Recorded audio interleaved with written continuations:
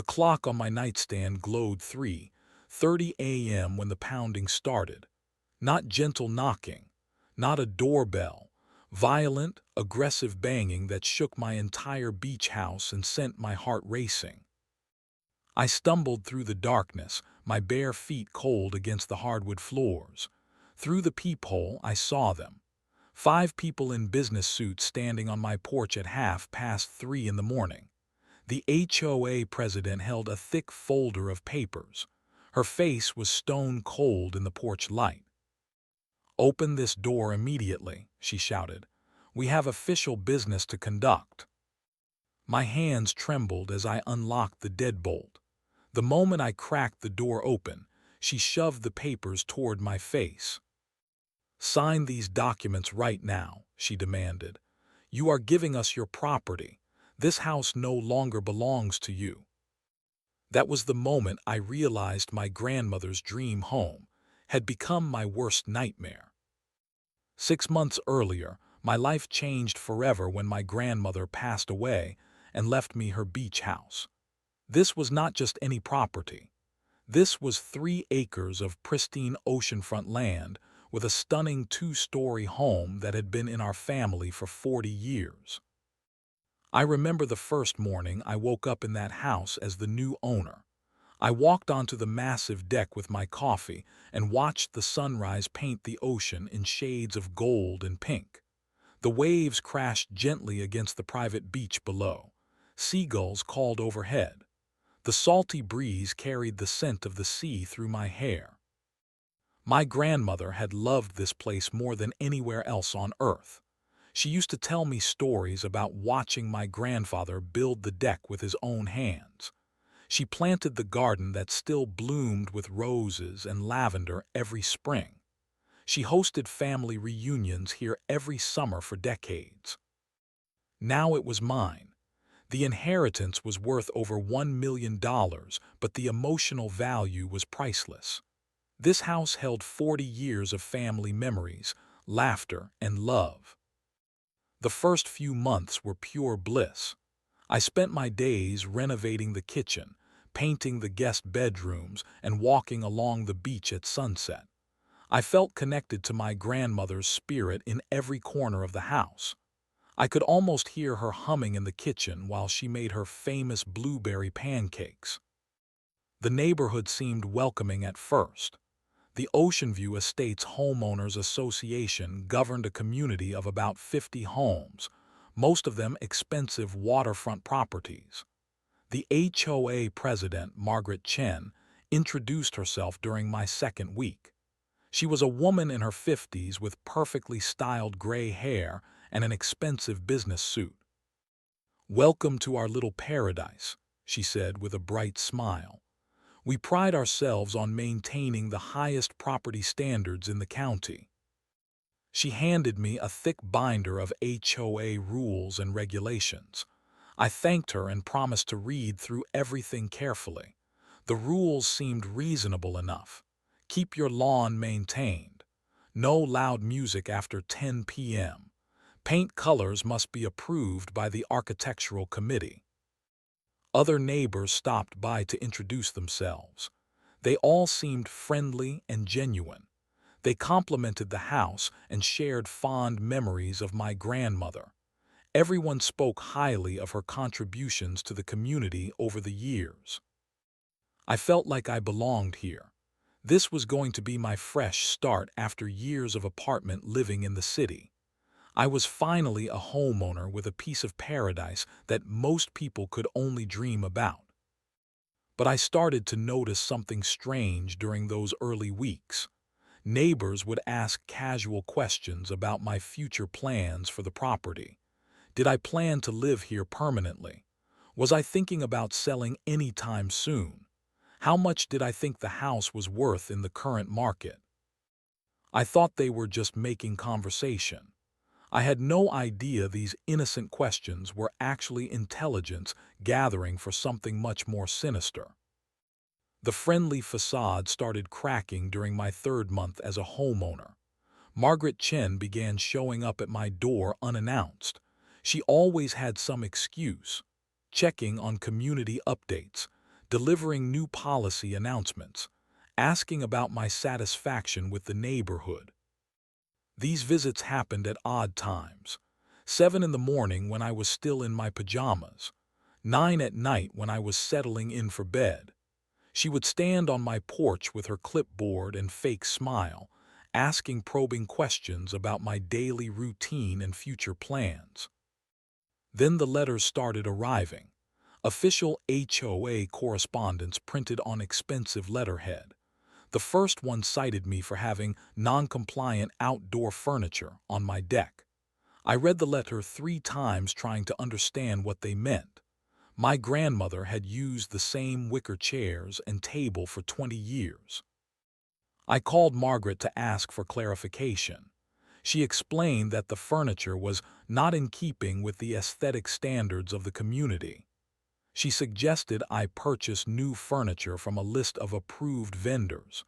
The cheapest option was $3,000. I politely declined and kept my grandmother's furniture. 2 weeks later, another letter arrived.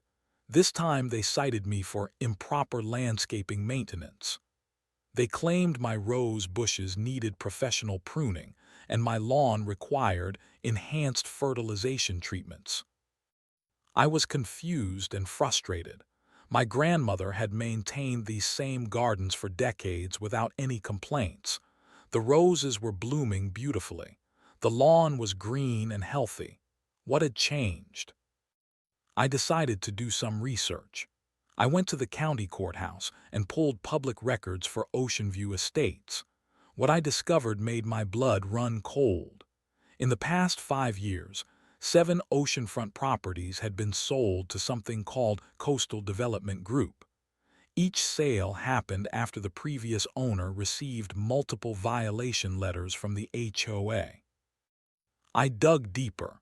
Coastal Development Group was owned by a shell company. That shell company was connected to another business entity.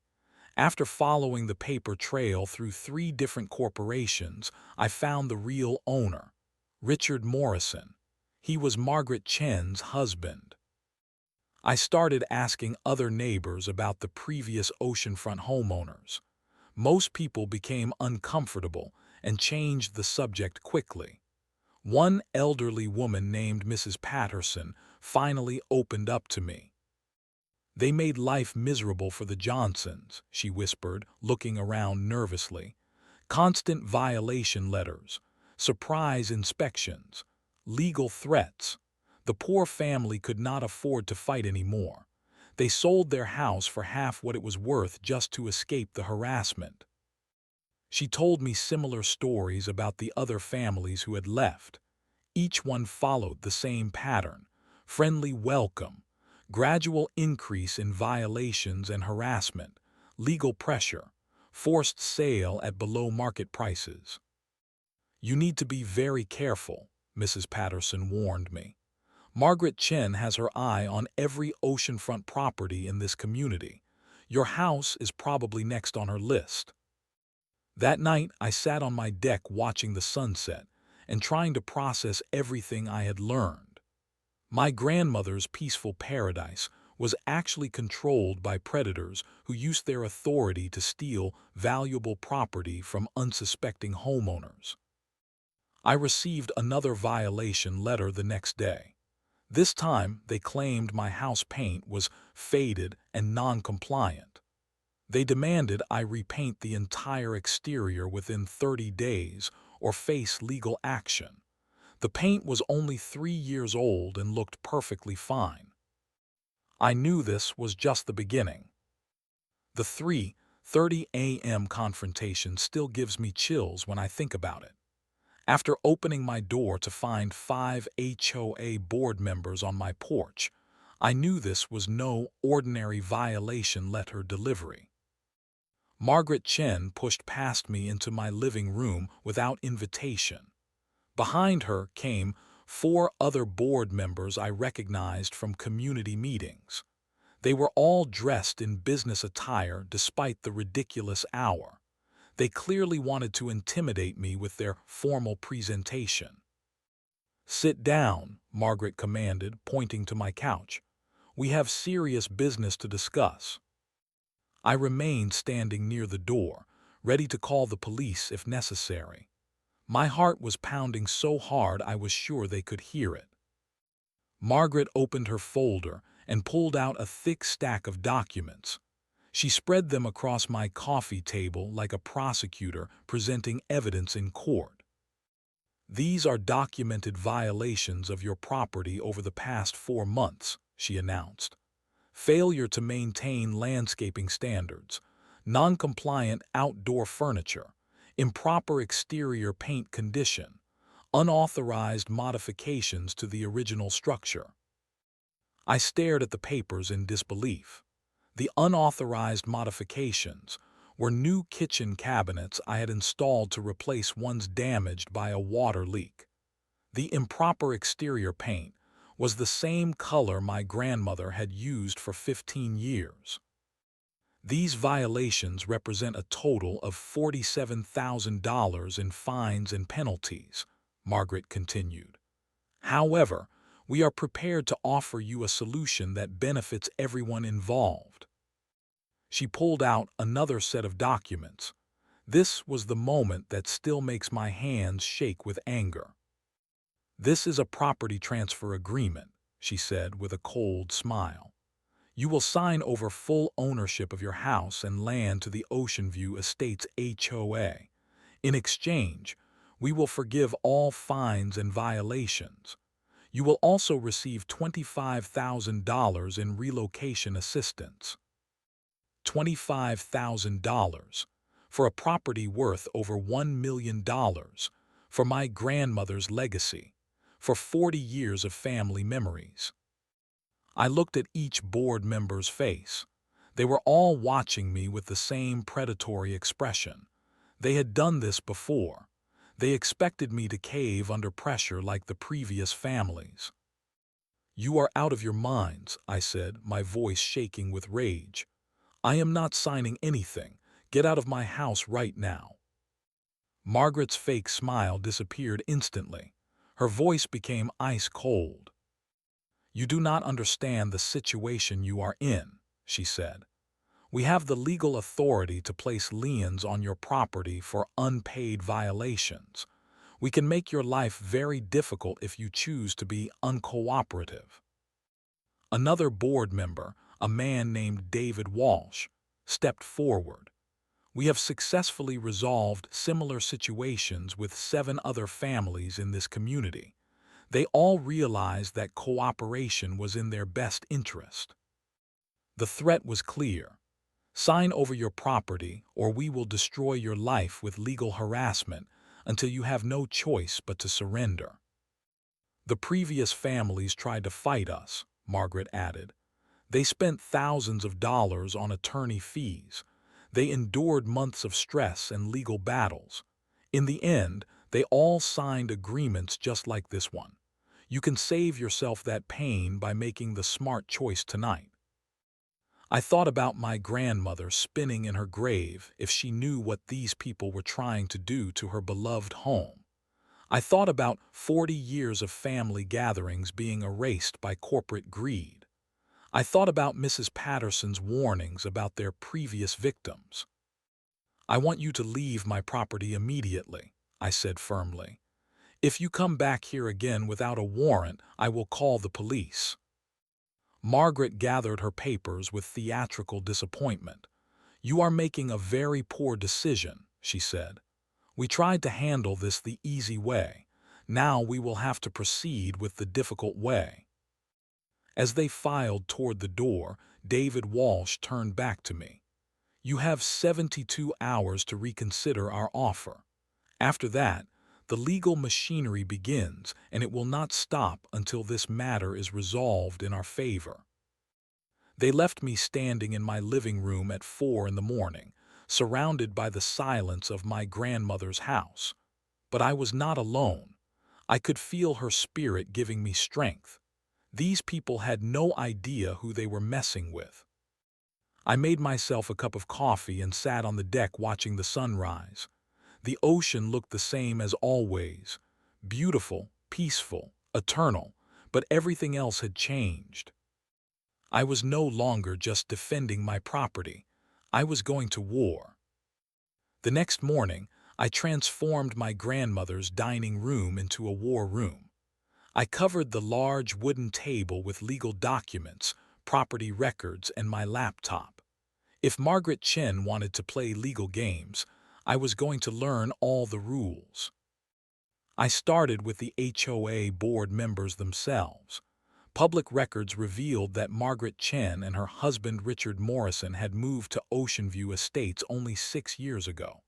They purchased a modest interior home for $200,000, but their lifestyle suggested much more wealth.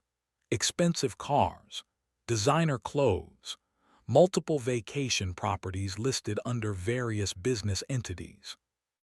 David Walsh, the board treasurer, owned a construction company called Walsh Development. His company had been awarded every major renovation contract in the community for the past 4 years. Convenient coincidence for someone with voting power over community expenditures. The more I dug, the clearer the picture became. This was not just harassment. This was an organized criminal enterprise designed to steal valuable oceanfront property through legal manipulation and intimidation. I found the incorporation documents for Coastal Development Group. The company was formed 6 years ago, right after Margaret Chen was elected HOA president.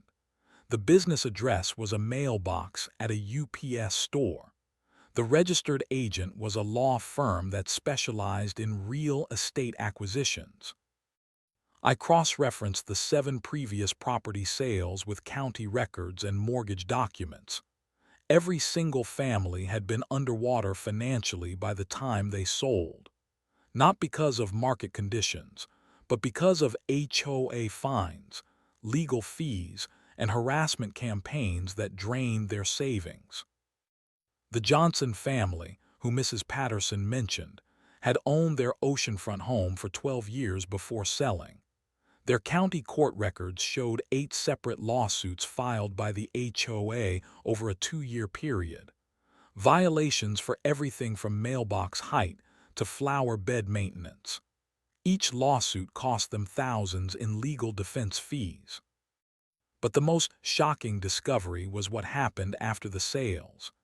Every single property acquired by Coastal Development Group was rezoned for commercial use within 18 months.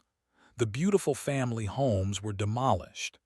In their place, luxury vacation rental complexes were built and marketed to wealthy tourists. I found architectural plans filed with the county planning department.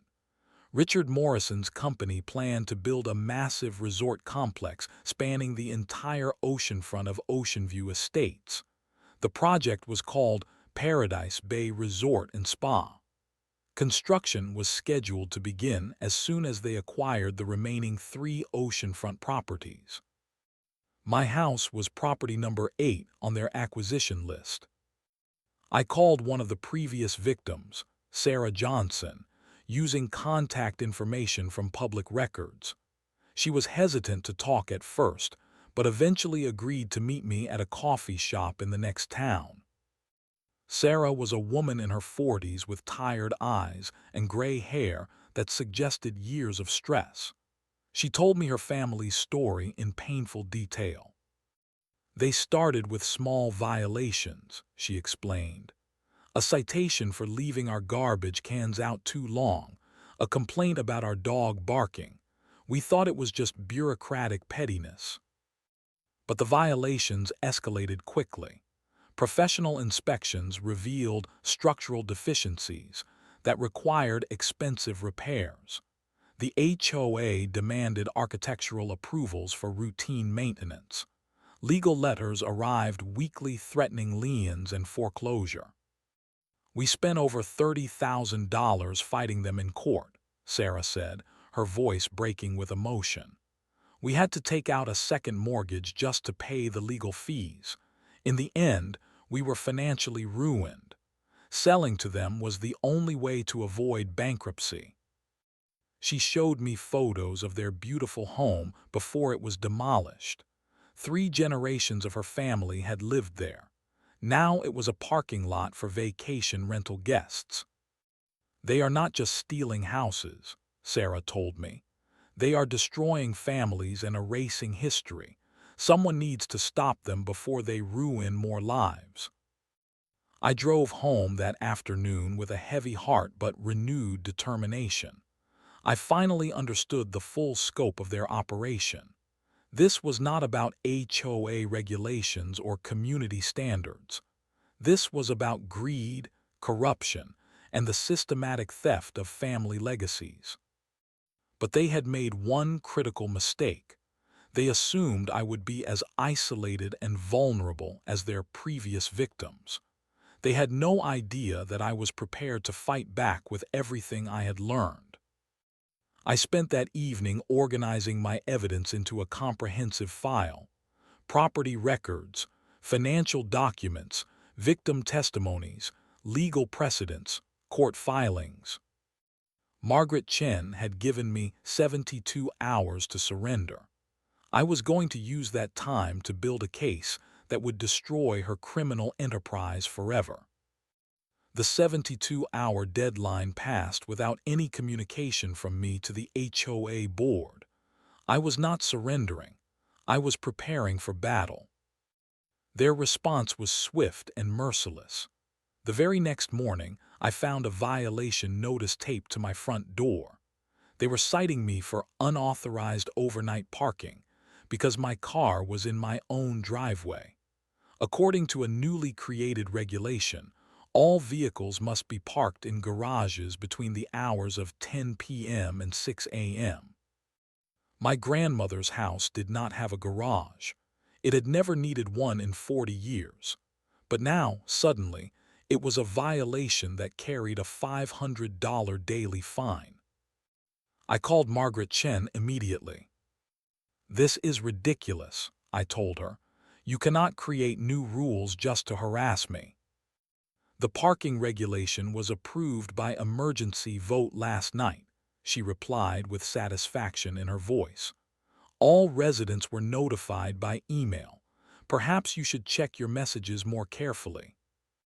I had never received any email. I checked my inbox, spam folder, and trash. Nothing. When I mentioned this to Margaret, she simply said technical difficulties were not the HOA's responsibility. The harassment campaign escalated daily.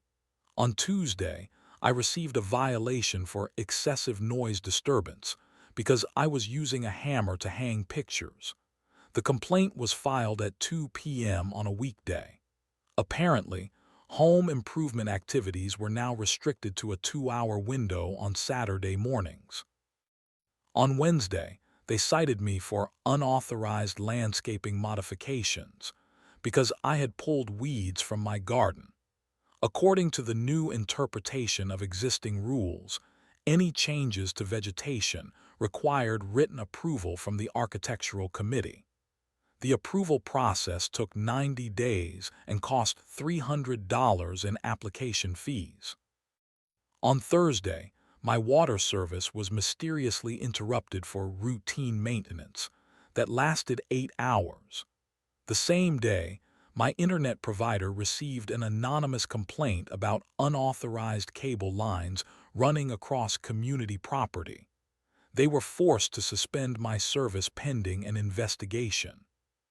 Friday brought the cruelest harassment yet. I discovered that someone had been accessing my property during the night.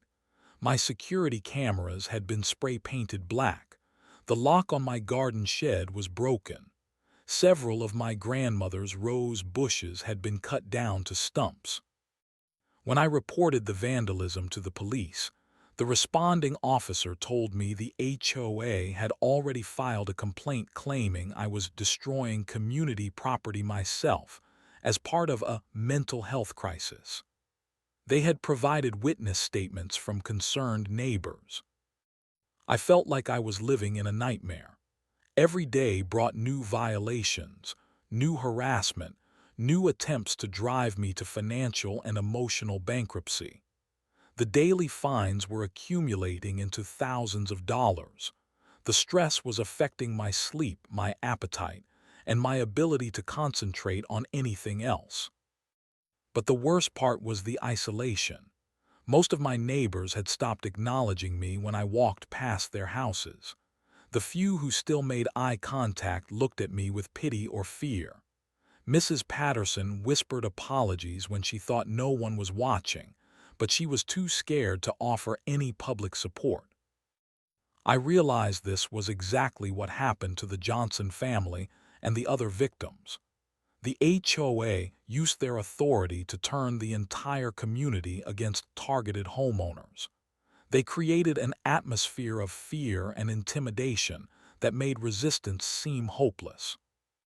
One evening, I sat on my deck watching the sunset and seriously considered surrender.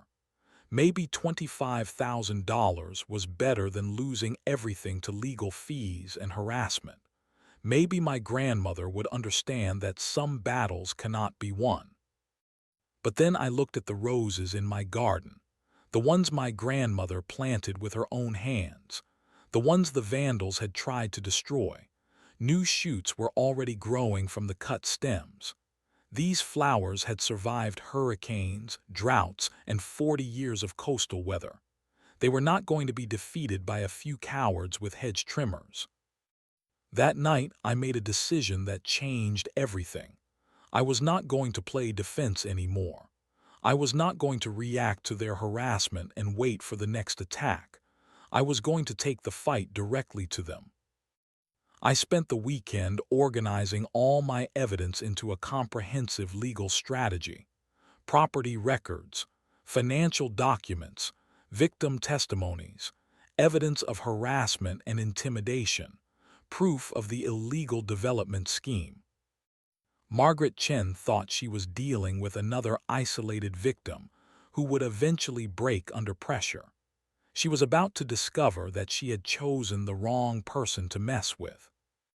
The war was about to turn in my favor. Monday morning at 9 a.m. sharp, I walked into the law offices of Peterson, Rodriguez and Associates with a briefcase full of evidence and a determination to destroy the corrupt HOA once and for all. Attorney Maria Rodriguez listened to my story with growing amazement. She had handled HOA disputes before, but nothing approaching the scale of criminal activity I was describing. When I showed her the financial records connecting the board members to Coastal Development Group, her eyes widened. "This is not just harassment," she said. "This is organized fraud, conspiracy, and possibly racketeering. We are not just filing a civil lawsuit. We are talking about criminal charges." Maria agreed to take my case on a contingency basis. Her firm would front all legal costs in exchange for a percentage of any settlement or judgment. More importantly, she had connections with federal prosecutors who specialized in real estate fraud. While Maria prepared the legal filings, I launched the second phase of my counterattack. I contacted every local media outlet in the county: newspapers, television stations, radio shows, online news blogs. I offered them an exclusive story about corruption and fraud in an upscale coastal community. The response was immediate and enthusiastic. A reporter from Channel 7 News arrived at my house that same afternoon with a camera crew. We filmed an interview on my deck with the ocean in the background while I explained how the HOA was stealing family homes through intimidation and legal manipulation. "This is not just about my house," I told the reporter.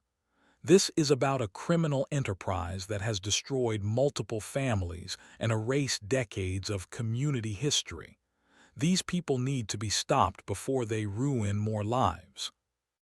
The story aired during the evening news with the headline, "HOA accused of massive fraud scheme." The report included interviews with Sarah Johnson and two other previous victims who had finally found the courage to speak publicly about their experiences. The reaction was explosive. The news station's phone lines were flooded with calls from other HOA abuse victims across the county. The story was shared thousands of times on social media. Local Facebook groups erupted with discussions about HOA corruption and property rights. But I was just getting started. The next morning, I filed complaints with the state attorney general's office, the county district attorney, and the FBI's white-collar crime division. Maria's firm had prepared detailed documentation showing the pattern of fraud, the money trail between board members and development companies, and evidence of witness intimidation. Wednesday brought my favorite moment of the entire campaign. I organized a press conference in the community clubhouse that the HOA used for their monthly meetings. 20 reporters showed up along with over 100 supporters from neighboring communities. I stood at the same podium where Margaret Chen had delivered her threats and lies for 6 years. But this time, the message was very different. The Ocean View Estates HOA board has spent years hiding behind legal technicalities while they systematically stole valuable property from hardworking families, I announced. Today, that ends. Today, we fight back. I presented evidence of the 7 previous forced sales. I showed financial records proving the connection between board members and the development company. I read testimonials from victims who had lost their homes to harassment and intimidation. These people are not community leaders, I declared. They are criminals who have used their authority to commit fraud on a massive scale. They thought they could intimidate me like they intimidated previous families. They were wrong. The press conference was covered by every major news outlet in the region. The story went viral on social media. National HOA reform organizations contacted me to offer support and resources. Margaret Chen and the other board members went into full panic mode. They hired expensive crisis management consultants and criminal defense attorneys. They issued press releases denying all allegations and claiming I was a disgruntled resident spreading false accusations. But the damage was already done. The county prosecutor announced a criminal investigation into HOA finances and practices. The state attorney general opened a formal inquiry into real estate fraud allegations. The IRS began auditing the HOA's tax-exempt status and financial records. Most importantly, other victims started coming forward, not just from Ocean View Estates, but from HOA communities across the state. My fight had inspired a movement of property owners who were tired of being bullied by corrupt boards. The local newspaper ran a series of investigative articles about HOA abuse throughout the county. Television stations produced special reports about property rights and legal reform. Social media campaigns demanded accountability and transparency in community governance. Within 2 weeks of my press conference, 3 other HOA board members in different communities had resigned amid corruption allegations. The state legislature announced hearings on HOA reform legislation. National property rights organizations were using my case as an example of systemic problems that needed federal attention.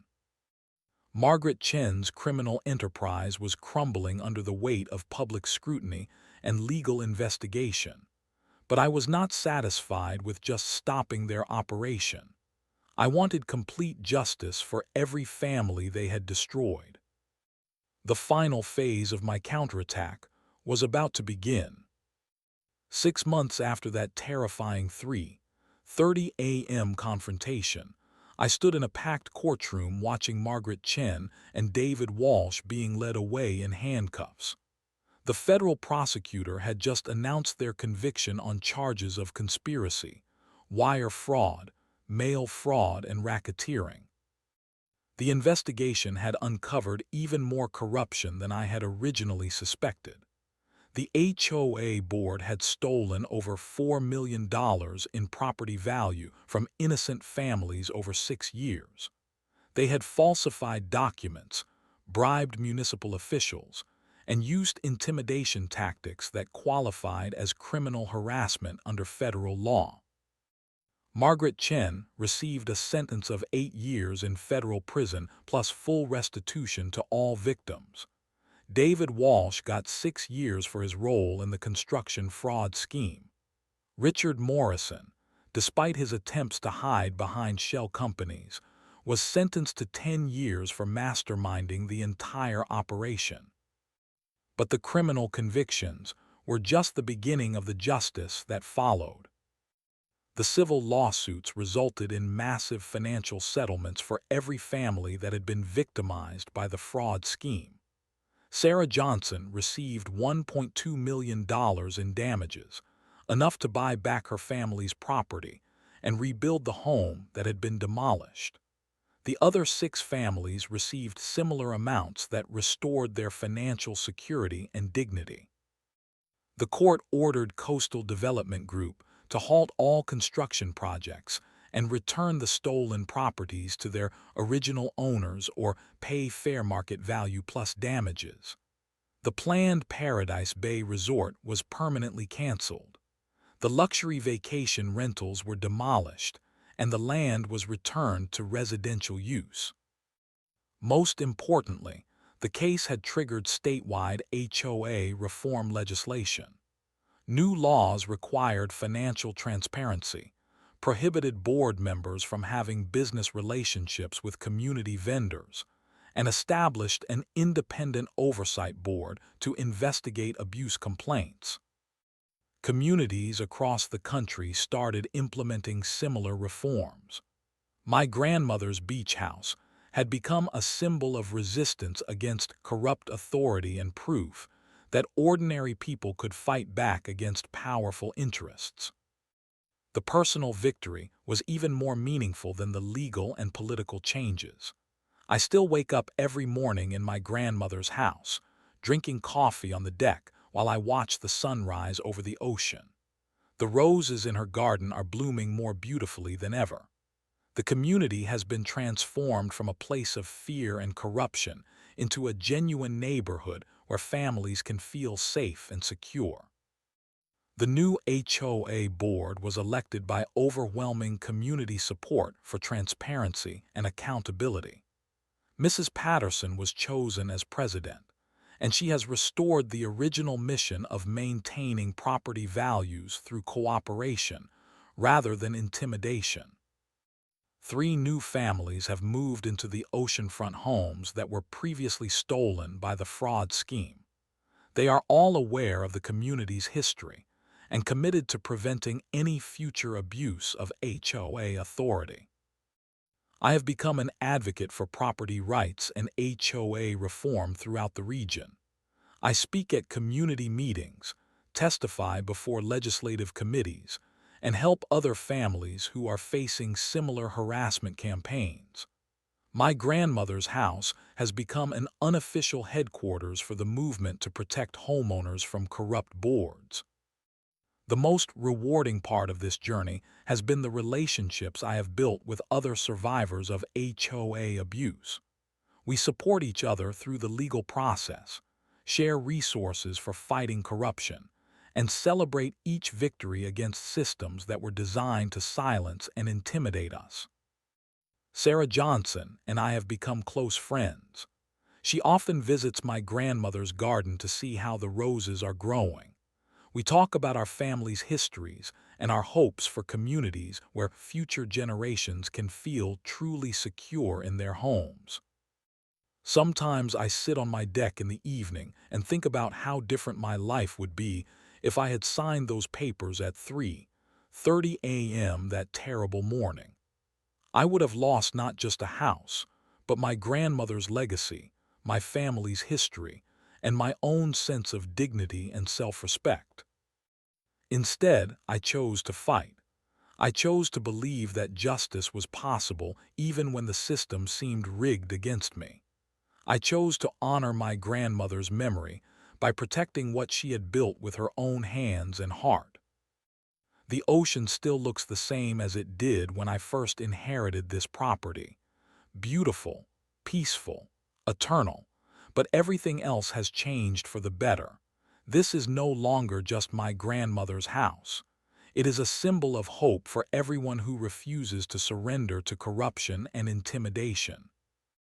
The waves still crash against the beach below my deck. The seagulls still call overhead. The roses still bloom in the garden. But now this paradise is protected by laws, transparency, and a community that will never again allow criminal boards to destroy innocent families. Justice was served, and it was more satisfying than I ever could have imagined.